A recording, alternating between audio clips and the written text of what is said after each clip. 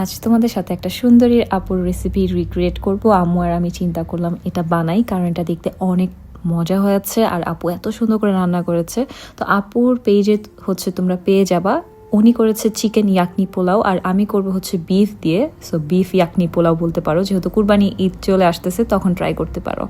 So একটা প্যানে এখানে বিফ দিয়ে দিয়েছে, তার সাথে এখানে রসুন, আদা, তারপর হচ্ছে পেঁয়াজ কাটা, তার সাথে এখানে কাটা মশলা, জিরা, ধনিয়া, ব্ল্যাক পেপার, তারপর সফ, লং, এলাচি, দারচিনি, কালো এলাচ বা বলতে পারো ব্ল্যাক এলাচ সেটা, আর ধনিয়াটা একটু এরকম ক্রাশ করে দিতে হবে, তেজপাতা, লবণ আর পানি দিয়ে আর একটু কাঁচামরিচ দিয়ে এটাকে সিদ্ধ করে নিতে হবে।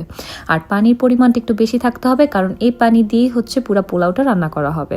তো প্রেশার কুকারে ওখানে আম্মু বসিয়ে দিয়েছে। এখানে আমি রায়তা তৈরি করে নিচ্ছিলাম। এখানে আমি ইয়গর্ট দিয়েছি, একটু ভিট লবণ, একটু নর্মাল লবণ, সামান্য চিনি আর হচ্ছে পুদিনা পাতা, কাঁচামরিচ, ধনিয়া পাতা আমি গ্রাইন্ডারে এরকম গ্রাইন্ড করে নিয়েছি।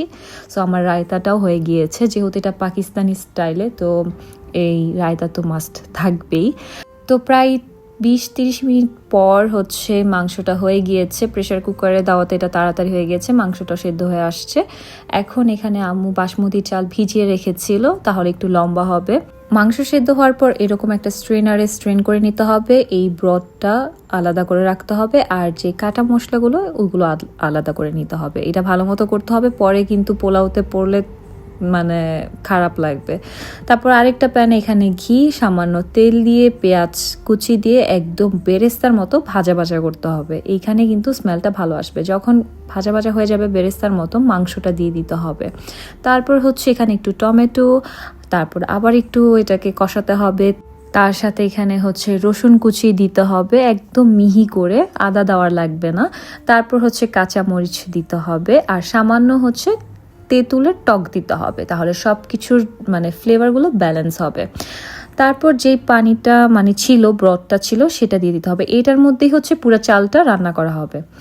আর এখানে আপু দিয়েছিল বাট আমি ভুলে গিয়েছিলাম, সেটা হচ্ছে গরম মশলা আর ব্ল্যাক পেপার পাউডার দিতে হবে। এটা মাস্ট দিতে হবে, আমি এটা পরে অ্যাড করেছি কারণ ভুলে গিয়েছিলাম। তারপর হচ্ছে চালগুলো দিয়ে দিতে হবে, আবার একটু সামান্য কাঁচামরিচ দিয়ে। আম্মু এখানে একটু গুঁড়ো দুধ ইউজ করেছে, আপু ইউজ করেনি, তোমরা এটা স্কিপও করতে পারো।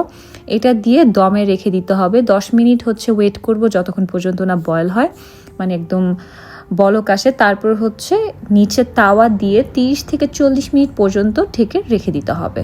তো এই তো হয়ে গিয়েছে বিফ ইয়াকনি পোলাও। এটার ট্রাস্ট মি এত মজা, খুবই ডিফারেন্ট, তেহারির মতো না, বিরিয়ানির মতো না, মানে একদম লাইট। এটার প্রত্যেকটা ফ্লেভার বোঝা যাচ্ছে, কারণ বেশি মশলা এখানে ইউজ করা হয়নি কিন্তু। সো তানজিনা আপু দেখতে যেমন সুন্দর, তানজিনা আপুর রান্নাগুলো অনেক সুন্দর, মাশাল্লাহ। আমার আপুকে অনেক ভালো লাগে, অনেক কিছুই মানে মাঝে মধ্যে দেখা হয় আপুর। সো এই তো, আপু যদি দেখে থাকো অবশ্যই জানাবা কেমন হয়েছে। তোমরা এই কুরবানি ঈদে এটা ট্রাই করতে পারো, একটু ডিফারেন্ট।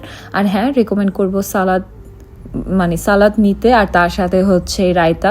অনেকজন রায়তা পছন্দ করে না, রায়তা ছাড়াও তোমরা এটা খেয়ে ফেলতে পারবা, ট্রাস্ট মি, অনেক ইয়াম্মি। সো এই তো, বাই।